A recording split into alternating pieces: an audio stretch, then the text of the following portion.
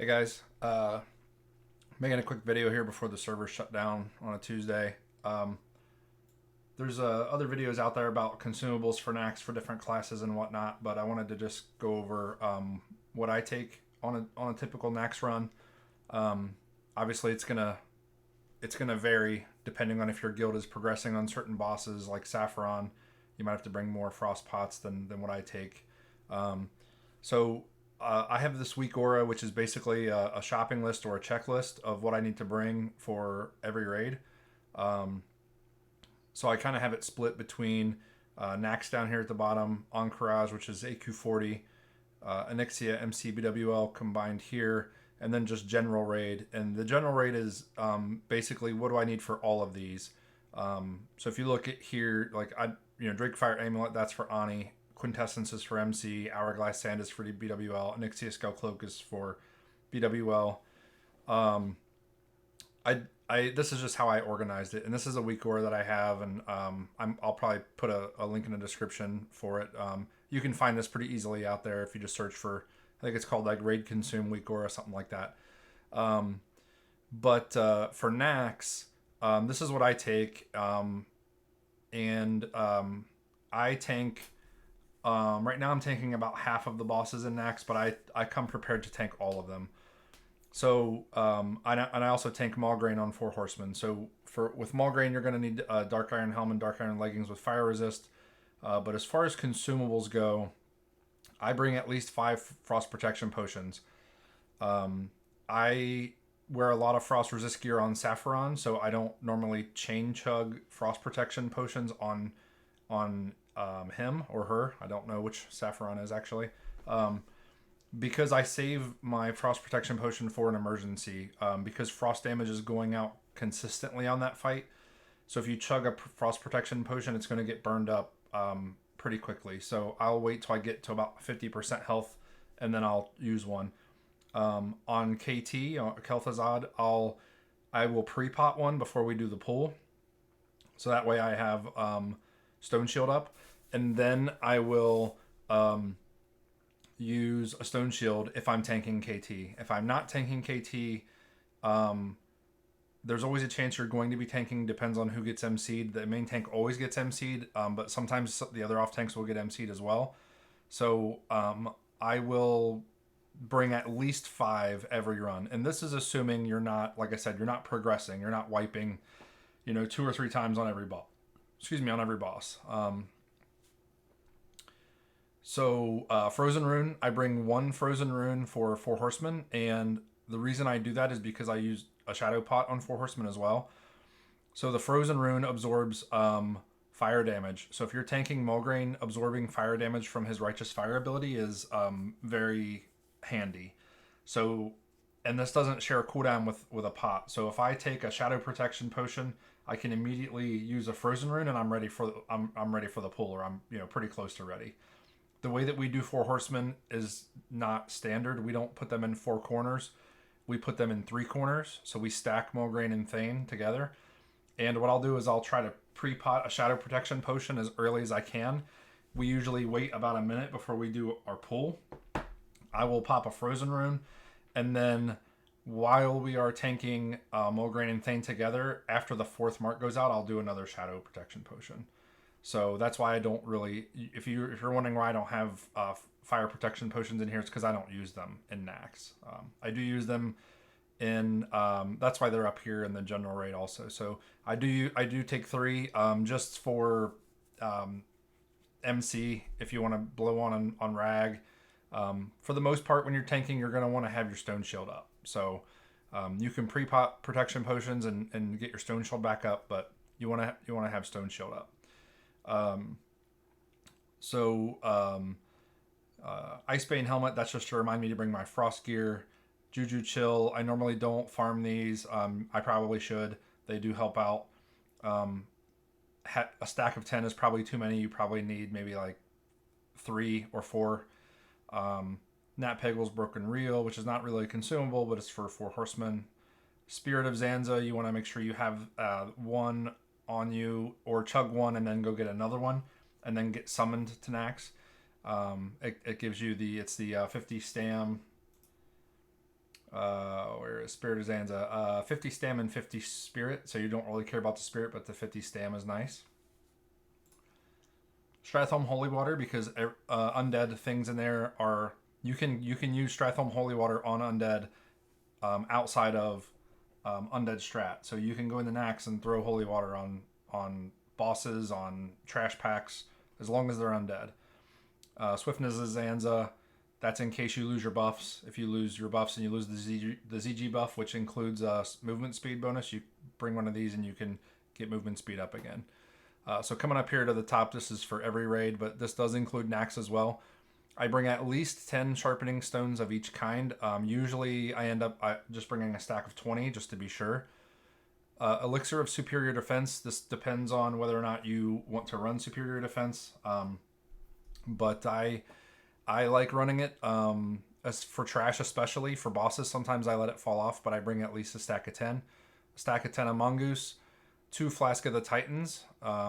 Again, this depends on how long your raids are. We are sub 2 hours at this point, so if I pop a Titan's Flask right from the get-go, it'll last me the entire raid.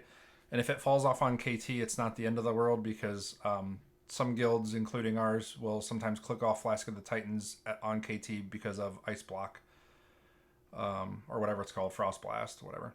Free Action Potion, you want to always have 5 on you as a tank, and pretty much every raid there's a use for free action potions. In Naxx, there's several pools with abominations where they will stun you, and you want to have a free action potion up. You can also use these in MC for certain pools, and you can use these in BWL for certain pools. Gift of Arthas, bring at least 10. Gift of Arthas, you should make sure you have a debuff slot available for this, which we plan for that. But what this does is if a mob or a boss hits you, it takes increased damage by 8 for 3 minutes. And this is a 30-minute buff on yourself. It's very, very nice if you're melee heavy, which you should be if you're in Naxx. 10 Goblin Sapper charges. Even as a tank, you want to be using, if you're an engineer, you want to be using Goblin Sapper charges and dynamites. Arcane Protection Potion, 3 of these. You can use these on the staves in Naxx and military. I normally don't, but you can. I do use one of these on Shazra to help reduce. I'll pre-pot one of these in MC on Shazra. But in Naxx, having 3 in your bags at all times just kind of, you're prepared if you do want to pop one, because the staves do Arcane Explosion, and this absorbs quite a bit of it. Fire Protection we were doing over. You can take 3. I have 3 here. You can take these to Naxx. They can be useful, but if your guild doesn't let you use frozen runes to absorb the fire, then I would get one of these, and you can pre-pot one of these pretty far before you get to 4 Horsemen, because the buff does last 2 hours, and then you can pop Shadow Protection when you get to 4 Horsemen. Shadow Protection 5. You might want to bring more. If you, like I said, if you're progging, or if you guys don't always down 4 Horsemen in one go, I normally drink 3 Shadow Protection potions every raid, so I bring 5 with me just to be safe. I drink 2 for 4 Horsemen, 1 pre-pot, and then 1 on the 4th mark, because we stack Thane and Malgrain. And then I drink 1 before we get to Lotheb. I drink it actually when we're fighting the trash on the way to Hygen. Because there's no shadow damage on that trash, and Hygen doesn't do shadow damage. So I drink it on the way to Hygen, and then by the time we get to Lotheb, my cooldown for Stone Shield is up. Stone Shield, you're going to need a lot of these. I usually average in Naxx, and I don't tank every single boss. I tank about half of them right now. But I average between 12 and 15. So I'm probably going to up this to 20 or 25. But I always have, you can see right now I've got more. I've got 19 out of 15. That's because I've learned that I need 4 stacks of them. You should have Stone Shield Potion up. Even on a boss like Patchwork, where you're probably going to be using a shield if you're a soaker or whatever. Armor is really good. It's really good at helping reduce damage, especially if you're stacking things like if you're stacking like Improved Demoralizing Shout, which helps reduce attack power and reduces boss damage.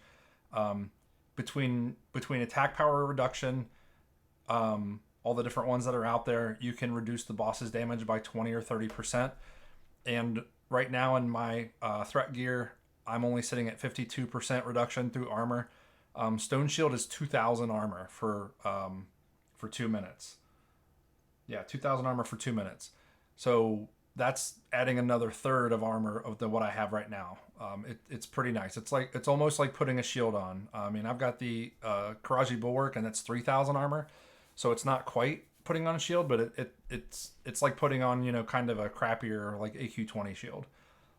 So it's really good. You want to be chugging those, and on bosses like Patchwork that might be longer than 2 minutes, you're gonna chug another one. So sometimes I use two of these on hard hitting bosses. Even on non hard hitting bosses like Hygen and Noth, I'll drink these. Juju Might is the strength, I think. No, Juju Might is attack power, so that's 40 attack power for 10 minutes. I bring 10 of those, and then Juju Power is strength. These stack to 20. This increases your strength by 30 for 30 minutes. I bring 20 of those. Limited invulnerability potions, I bring 3. These are useful if you're a DPS. You might want to bring more, but these are useful for skitter packs where you will blow your AoE challenging shout, and then you will immediately pop an invulnerability potion, and they will stay on you. So that way mages and everybody else can go ham with their AoE. Mighty Rage potions, I only bring 5 because I normally don't chug these, because I'm chugging other potions, including Stone Shield. You can use these on trash to help do more damage on trash. If you're DPS, you're probably going to bring more. Rumsey Rum Black Label, I bring 10. I probably only drink a handful of these just because of the buff cap. Rumsey Rum is only 15 stamina for 15 minutes. I will pop these in a few places in Naxx, but 10's probably overkill. Maybe bring 5, but it depends on your buff cap. If you're not world buffed, I would say yeah, it's probably worth drinking these. Desert Dumplings, I bring at least 10. Whipperroot Tubers, I bring at least 10 because I have these macroed in with my health stone to give me a little bit extra healing. And then Winterfall Firewater, these do not stack with Juju Might, so either bring 10 Firewaters or 10 Mites, or bring 10 of each and just change what you're drinking. So it's a pretty long list of consumables. If you're progging, like I said, looks like the server's going to shut down here, but if you're progging, you're going to want to increase that. But I've heard people say, oh, you need to have 2,000 gold worth of consumables for Naxx, and you need to take 20 frost resist potions, and this and that. It is expensive raiding Naxx. I'm not going to lie and say it's not. But it depends on your guild. It depends on which bosses you're going for that night. If you're going into Naxx and you're just starting it and you're just going to go clear Spiderwing, you don't need frost resist for Spiderwing. So I can maybe do another video and break down each individual boss and what I use on each boss, if that would be helpful. If you guys want to comment and let me know.